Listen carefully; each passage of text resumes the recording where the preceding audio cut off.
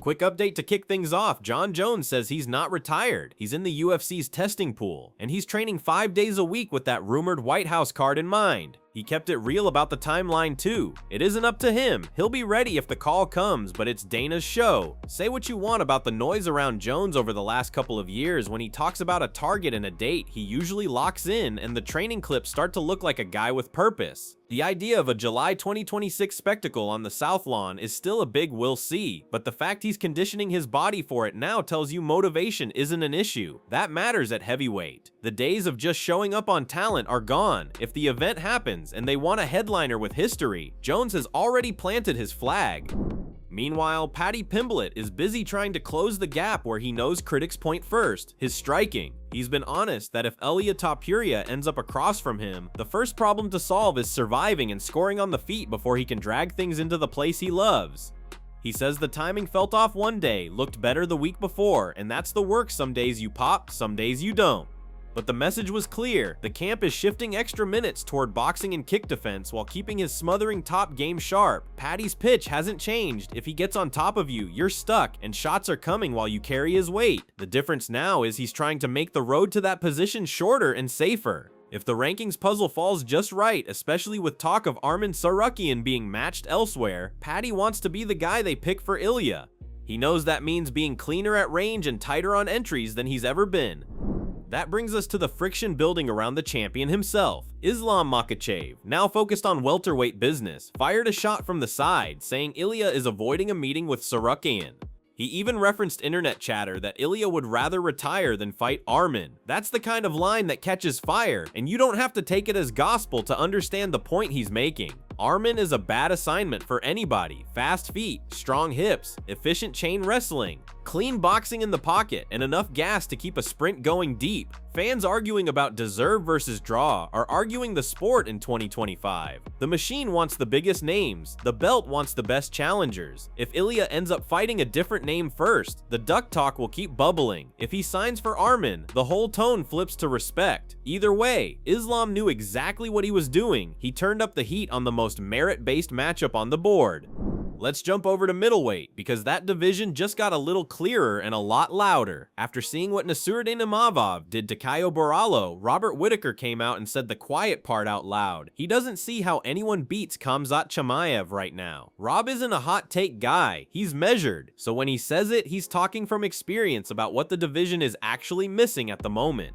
He pointed out that to beat Khamzat, you need elite jiu-jitsu that makes the wrestler pay the second he commits. Not good, not solid, elite, the kind that makes a top rider rethink entries and slow down transitions. Otherwise, you end up like most of Khamzat's opponents, glued to the mat, getting stood up when the ref decides he's seen enough, then taken down again when your legs still feel like sand. Rob also left space for chaos, because fights are fights. A knee, a shin, a weird scramble can flip anything. But the base case in his eyes is simple. Unless someone brings Gilbert Burns level danger off their back, Khamzat is built to blanket people and break them over 25 minutes.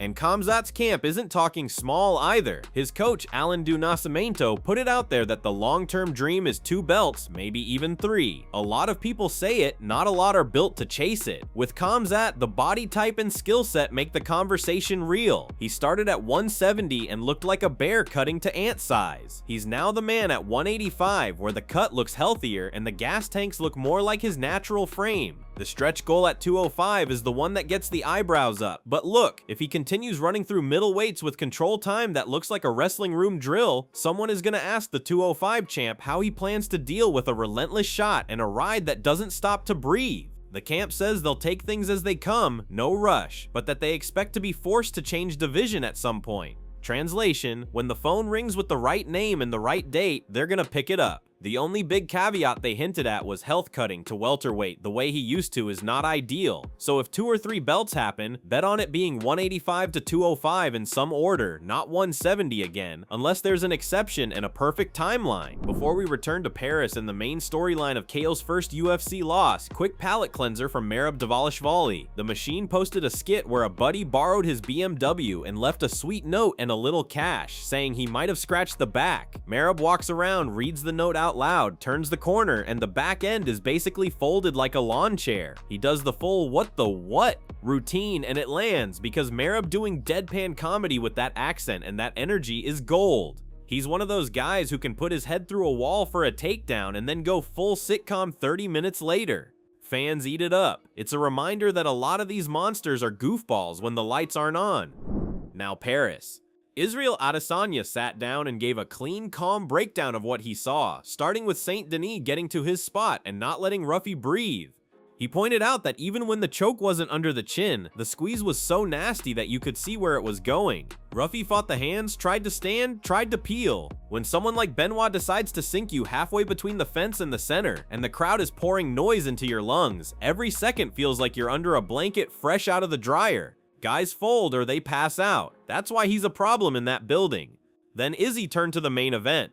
He called Imavov a sniper and scored it 4 rounds to 1. Not because Caio doesn't belong, but because Nassourdine kept it disciplined. Touch, angle, touch again. He didn't chase the kill and blow his feet out. He just banked minutes while landing the cleaner stuff. That's how you climb in front of your people and call your shot with your hands instead of your mouth. Adesanya wasn't just doing highlights though. He took a second to talk to the fighting nerds and any young fighter who catches an L on a big stage. His message: ignore the retire talk, ignore the armchair geniuses, keep leveling up. He's lived that, he's lost, reset, and kept going. You could hear the veteran in him in the way he talked about the process. The internet always says all in or wash, and the truth is the work sits in the middle. Go back to the room, fix what you can fix, come back sharper. That's not a headline, but that's the job.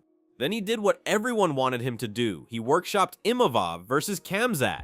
He didn't hand wave Imavov at all. He said straight up that if Nassourdine can take away the takedowns, meaning not just stuff the first shot, but hand fight right, stand up on the fence, never give wrist control for free, then he can give Khamzat real problems on the feet. The issue is the same one Rob flagged. Khamzat's commitment to finishing positions is the difference.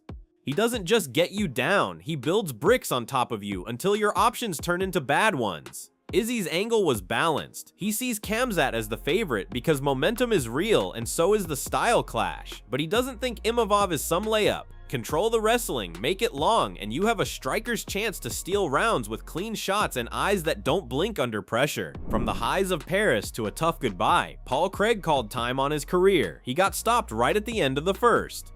That last second bell can be cruel. He left the gloves and later he posted a message that hit home.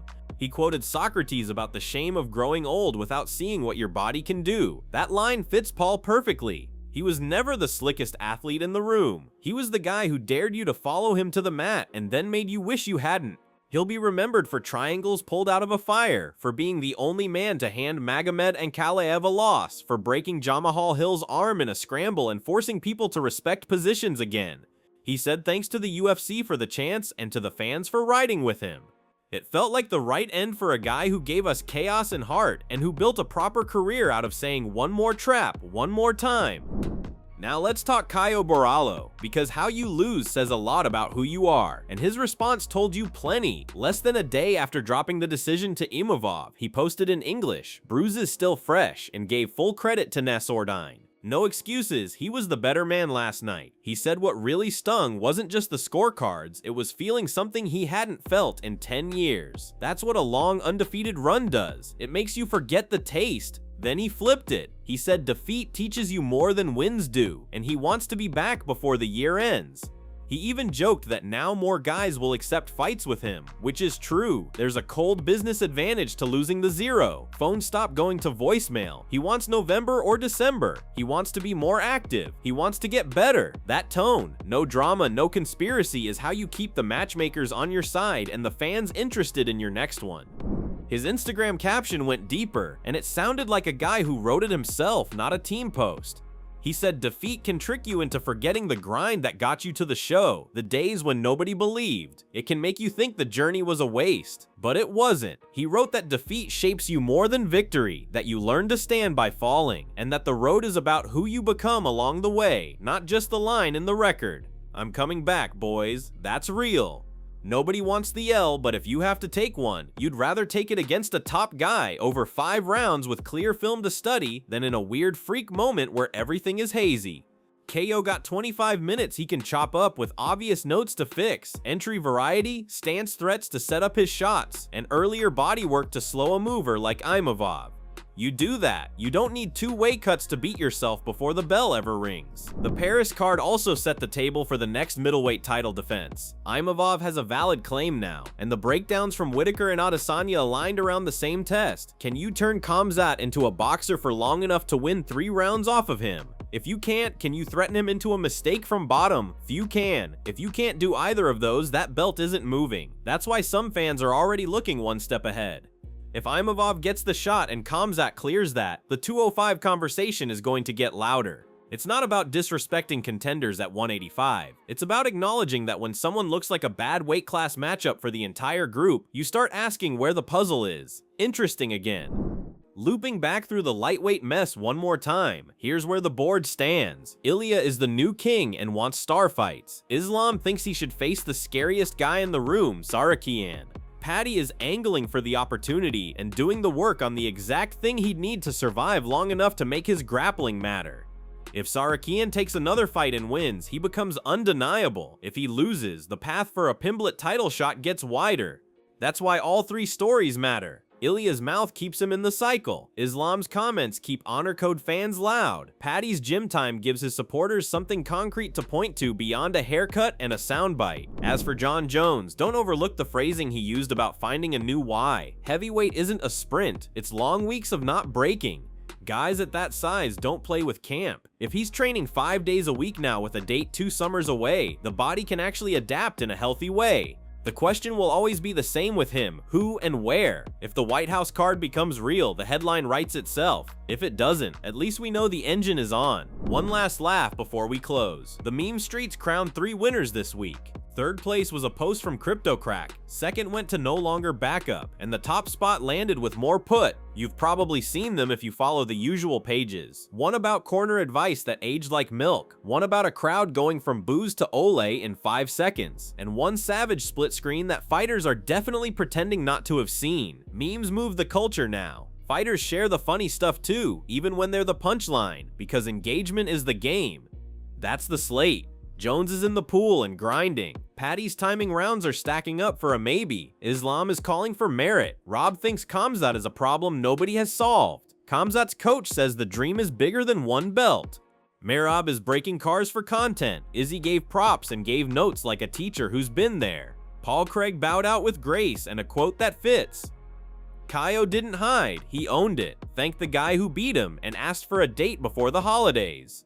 That's the sport in a week. Big talk, tough lessons, and people choosing to get better where it hurts.